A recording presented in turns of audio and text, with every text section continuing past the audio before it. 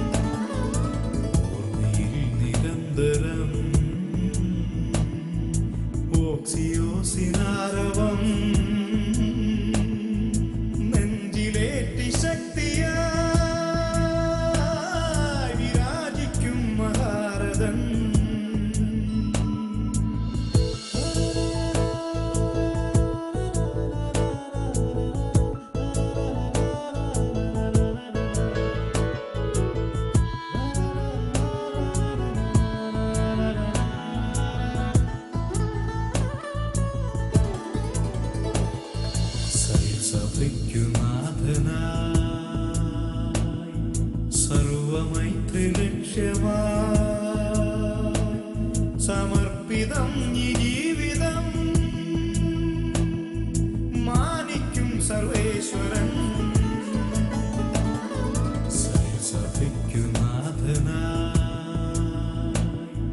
സർവമൈത്രി ലക്ഷ്യമായി സമർപ്പിതം ഈ ജീവിതം മാനിക്കും സർവേശ്വരൻ.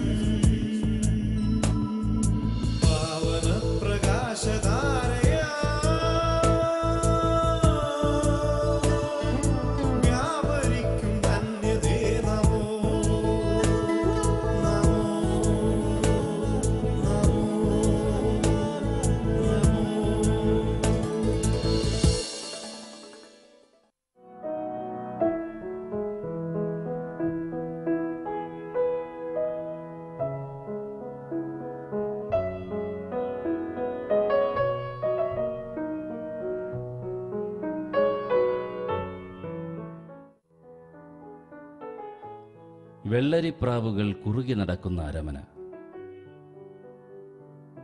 പുലാത്തീൻ.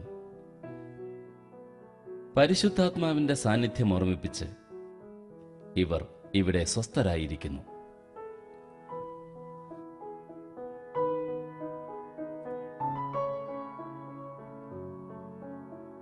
അജപാലനത്തിന്റെ ഈ കർമ്മഭൂമിയിൽ കാതോർത്ത് നിൽക്കുമ്പോൾ കാലം നൂറ്റാണ്ടുകൾക്ക് പിന്നിലേക്ക് പായുന്നു. അനുഗ്രഹത്തിന്റെ സ്വർഗീയമായ ശബ്ദം മുഴങ്ങുന്നു.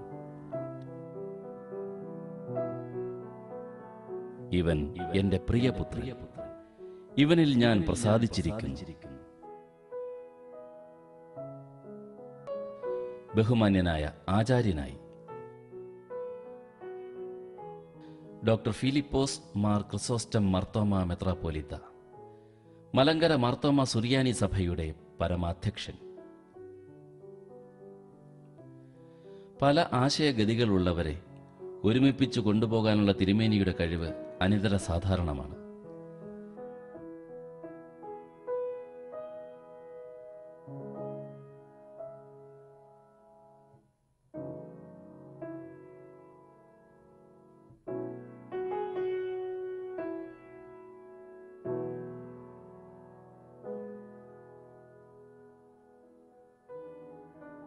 തിരുമേനിയുടെ കൂട്ടുകാരായി പുലാത്തീനിലും പക്ഷികളുണ്ട്.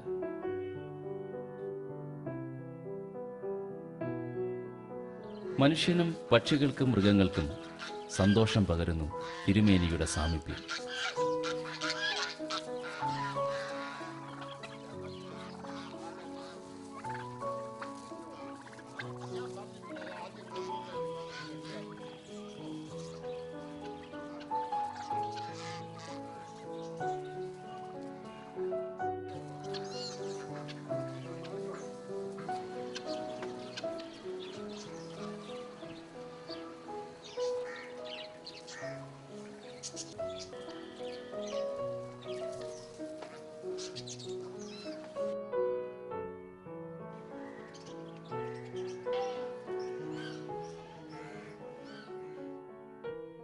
പണ്ട് പണ്ടേ ദൈവം കണ്ടുവച്ചതാണ് തിരുമേനിയെ.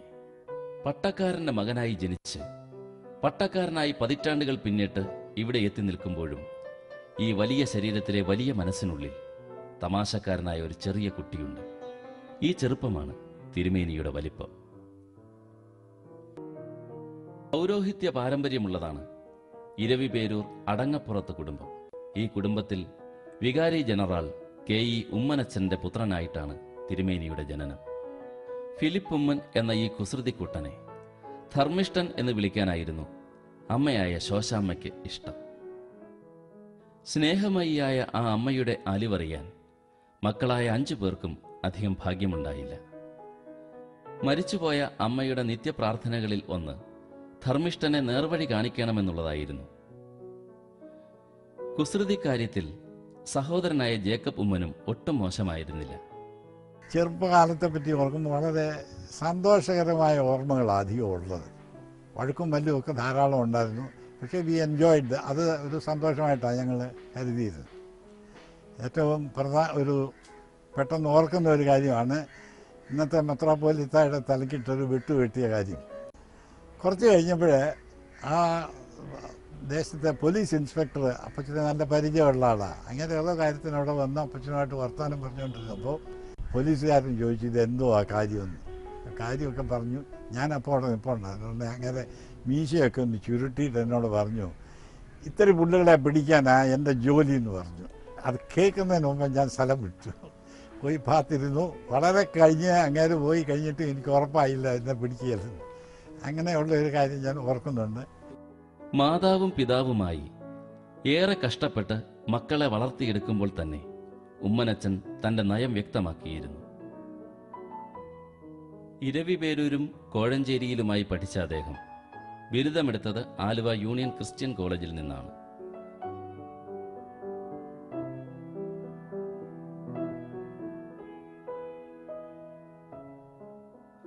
തന്റെ ബാധ്യതകളെപ്പറ്റി എല്ലാ കാലവും നല്ല ബോധ്യമുണ്ട് തിരുമേനിക്ക്.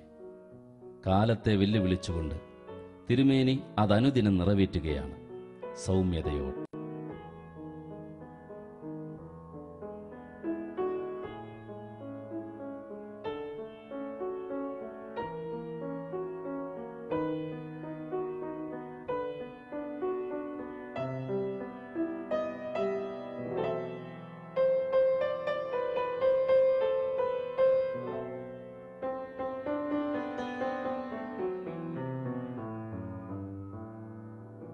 എന്തും പ്രാർത്ഥനയോടെ തുടങ്ങുന്ന ശീലം അനുകരണീയമാണ്.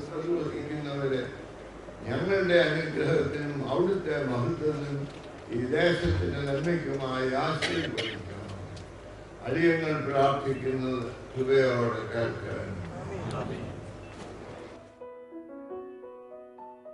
ആതിഥ്യമര്യാദയുടെ ആൾരൂപമാണ് തിരുമേനി.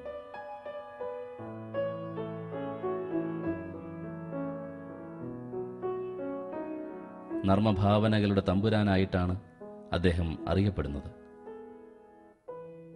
വിചാരരമണീയമായ വേദഗ്രന്ഥം വിശദീകരിക്കുവാൻ ഫലിതത്തിന്റെ വഴി സ്വീകാര്യമാകുമോ എന്ന് ആദ്യമൊക്കെ അദ്ദേഹം സംശയിച്ചിട്ടുണ്ട്. നമുക്ക് ഗവൺമെന്റ്, സമൂഹം, വലിയ പോയവര്, വന്നവര്, ബസ് ഡ്രൈവര്, കിളിയെ എല്ലാം എന്ത് സഹായം ചെയ്യും. എങ്കിലും ഈശ്വരന്റെ വരദാനമായ തമാശയുടെ താലന്ത് കുഴിച്ചിടാൻ അദ്ദേഹം ഒരുക്കമായിരുന്നില്ല. സ്വകാര്യ പ്രാർത്ഥനയിൽ അദ്ദേഹം ദൈവത്തോട് ചോദിച്ചു, ഈശോ അവിടത്തേക്ക് ഇത് ഇഷ്ടമാകുമോ? ശ്രോതാക്കൾക്ക് സന്തോഷം പകരുന്ന വാഗ്ധോരണിയാണ് ഈ ഇടയശ്രേഷ്ഠന്റെ വലിയ പ്രത്യേകത. എല്ലാവരും ചിരിച്ചുകൊണ്ടിരുന്ന് കേട്ടു. അതൊക്കെ കഴിഞ്ഞപ്പോഴത്തേക്ക് സമയമെത്തില്ല. 12:30 വീട് വന്ന് പറഞ്ഞ യോഗം 1:30 ആയിട്ടാണ് തീർന്നു. 1:30 ആകുമ്പോൾ കുട്ടികൾക്ക് എന്നെ ഉണ്ടാകും വിശപ്പ്. 1:30ക്കാണോ വിശക്കുന്ന? 12:30 മുതലേ വിശക്കുന്ന 1:30 അമ്മയാ പറഞ്ഞത്. അപ്പോൾ ഒത്തിരി വളരെയധികം ആള് എങ്ങനെ ഭക്ഷണം കൊടുക്കും? ഏത് ക്രിസ്തു പറഞ്ഞ് അവർക്കെല്ലാം ഭക്ഷണം കൊടുക്കണം. അപ്പോൾ ശിഷ്യന്മാർ പറഞ്ഞ നടപ്പില്ലാത്ത കാര്യമാണ് ഇതിവിടെ പറയും. ഇത്